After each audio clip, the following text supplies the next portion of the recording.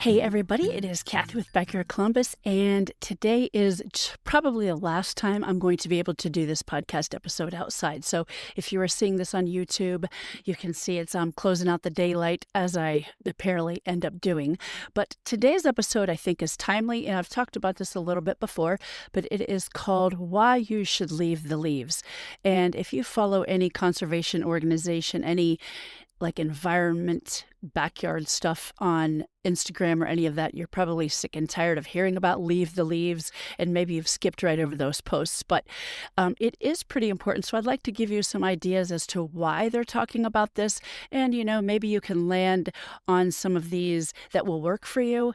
And I know I'm not going to sell everyone on not raking up every single leaf that falls into their yard, but, I'm trying to encourage as many people as I can to move past the typical suburban model. That does not mean you have to have a hot mess of a yard, but it doesn't always have to be a sterile, grassy screen filled with chemicals. Nothing can live their yard. Okay, we can have a blend of beautiful and doing good things for nature around us, which is part of the reason why I do my social medias, my podcast, blog, and all that sort of stuff, is to try to spread the word and share ideas. Okay, so why should we leave the leaves?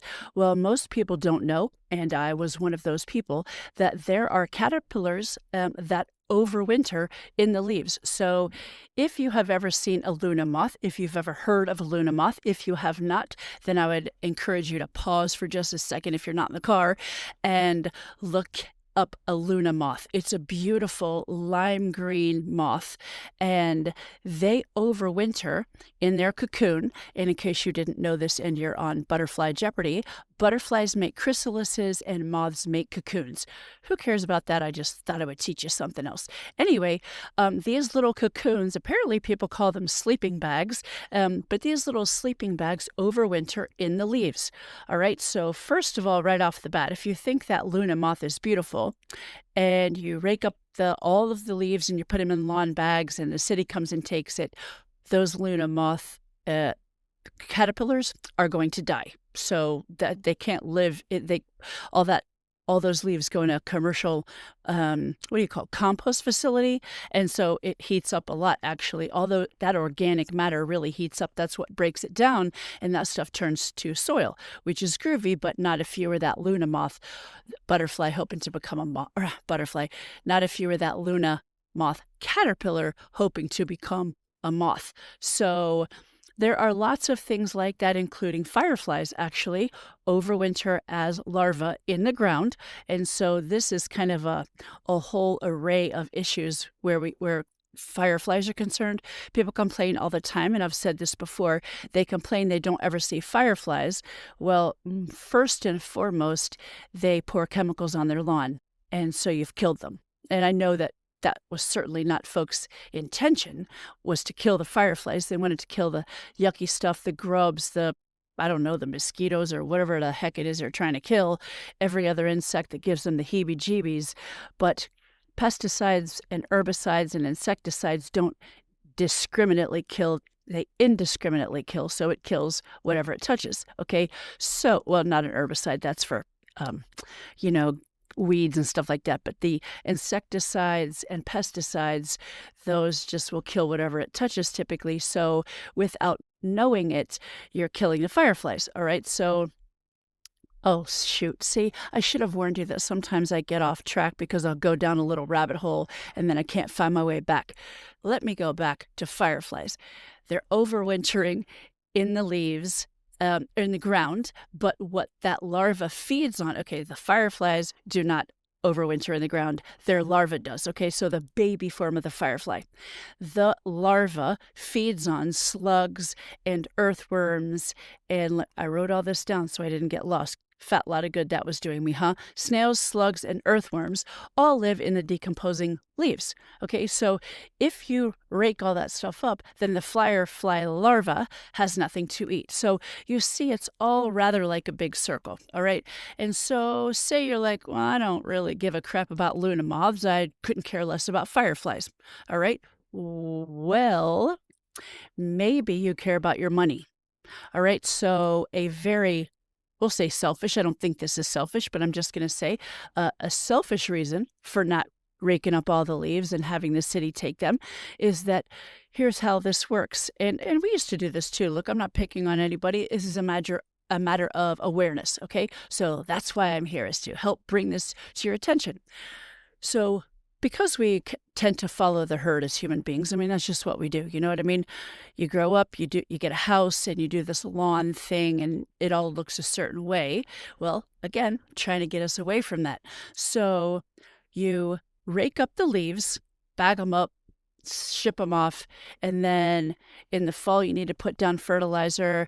In the spring you need to put down fertilizer because our lawns are sterile, like they're not growing that well. The trees might be kind of sick, your bushes aren't doing that great. It's because there's nothing that fed the soil, and so you have to spend money to add that back in. Well, the leaves do that. Like, for real, that is what leaves do. They decompose, and then they put the nutrition back in the soil. And now I totally get it. You're not going to leave big clumps of leaves, especially if you have a gigantic tree. You're not going to let all those leaves sit on your grass and kill it. So I understand that. And when we had a giant oak tree, one of the things we used to do was we'd mulch it all over with a lawnmower. So if you kind of think here for a second as to what I said in the first place, like, oops, then we just mulched up, a Luna moth caterpillar in its little sleeping bag in the leaves. So that's a bummer. What we do, and this works best for us, and this is the beauty of having landscaping, is we blow all of the leaves into the landscape beds. All right. So number one, they will decompose and help to provide nutrition. What did I just say? Good grief. You can tell my mind is all over the place. We're getting ready for vacation. I'm trying to squeeze in some podcast episodes so I have them ready. Anyway, let me start over with that part. When you blow the leaves into the landscaping, number one, it provides nutrition, which is what I think I actually said. So that's great because as they decompose, all of that organic matter breaks down and it puts all the nutrition back into the soil. What it also does is provides a natural mulch. All right. So instead of, again, wasting your money and going back buying bags of mulch, you could use the leaves as the mulch. Now, look, I would totally understand if you're like, okay, Cathy, but I want my front flower beds or all your flower beds to look a certain way. Then, hey, like, blow all of the leaves into your landscape beds, okay? And then buy half as much mulch and just put a light layer of mulch on top of those leaves. That way, you'll get the look that you want. It'll look all nice and tidy, but there will actually be some good things going on underneath. Does that make sense? So hopefully that's something that will give you some value. This is just, it's a cost and effort savings, okay? I don't want to spread all that mulch. So then you have to take care of the leaves and you got to go buy mulch. So you got to take care of the leaves and you got to spread the fertilizer if you're doing it yourself. I'm sure you can hire people, but then you're just wasting your money. So anyway, just see, this is a pretty short. I'm not even going to ramble on for 20 minutes about why you should leave the leaves, because this really boils down to we are saving some critters that we like to see. Luna moths make everyone happy, actually. Fireflies makes everyone happy. So we're saving them. And we're saving ourselves money, and we're actually enriching our soil. So really, that is literally what Leave the Leaves boils down to. So that is it. I hope this gives you some good value because we are in Leave the Leaves season. So thank you for listening. I would greatly appreciate it if you would share this podcast with other people.